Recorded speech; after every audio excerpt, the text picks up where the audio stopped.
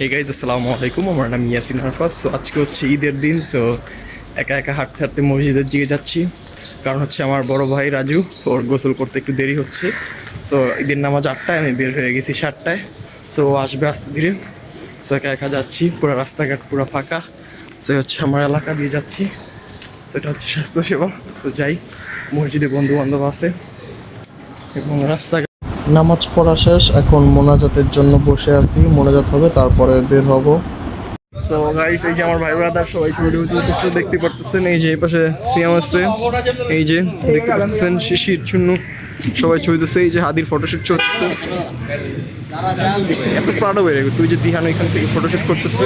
So আমাদের ফটোশুটের জায়গাটা খুবই সুন্দর, দেখতে পাচ্ছেন।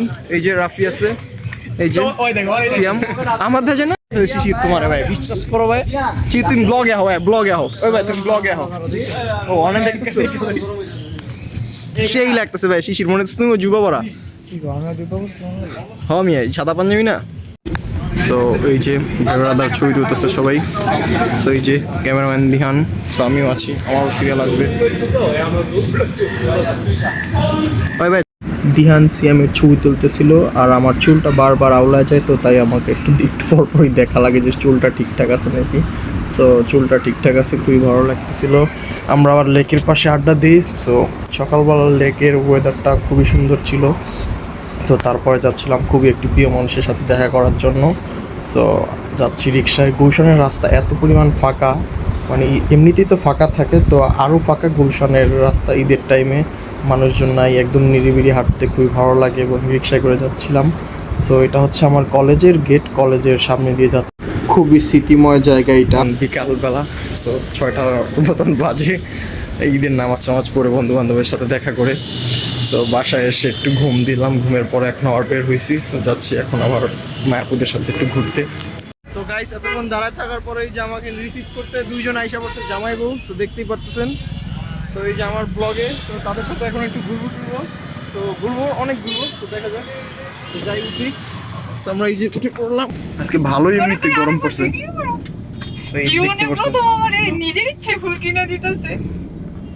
দেখতে পারতেছেন গাইস, আবার উনি বইলাও দিছে যে জীবনের প্রথম ওনার নিজের ইচ্ছাটা ফুল কিনা। তো আমরা এখন ঢাকায় ঘুরতেছি, পুরো ঢাকার রাস্তা পুরো ফাঁকা। সো এই যে মানে রাস্তাঘাট এত পরিমাণ ফাঁকা না বলার বাহিরে। আবার আমরা যাচ্ছি ধানমন্ডির দিকে, রাস্তায় সবাই বের হয়েছে। চাঁদ রাতে চাঁদ দেখতে পারি নাই, বাট ঈদের দিন ঘুরতে বের হয়ে দেখতে পারলাম চাঁদ। তো তাড়াতাড়ি একটু ভিডিও নিয়ে নিলাম, খুবই ভালো লাগছে। থেকে আমরা ধানমন্ডি লেকে আসছি ঘুরতে। ভাই তোমার অনুভূতি কেমন ভাই বাড্ডা থেকে? আমার অনুভূতি ভোতা হয়ে গেছে তখনই, যখন এত জ্যাম ফেলে আসা লাগলো ঈদের দিন। দেখতেই পারতেছেন, এটা হচ্ছে ধানমন্ডির অবস্থা, যে এত পরিমাণ জ্যাম, মানে রেগুলার দিনের থেকেও খারাপ অবস্থা এদিকের।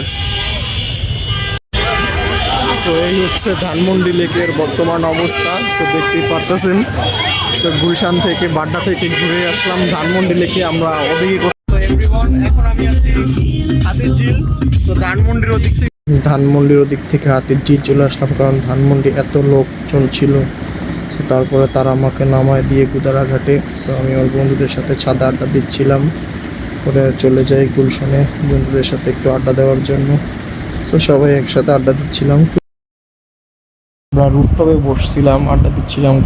বাইরে থেকে খুবই ভালো বাতাস আসতেছিল। রেস্টুরেন্টটা লেকের পাশে হওয়াতে খুবই ভালো লাগতেছিল, যে যার মতন ছবি তুলতেছিল। সো তারপরে আমরা চলে যাই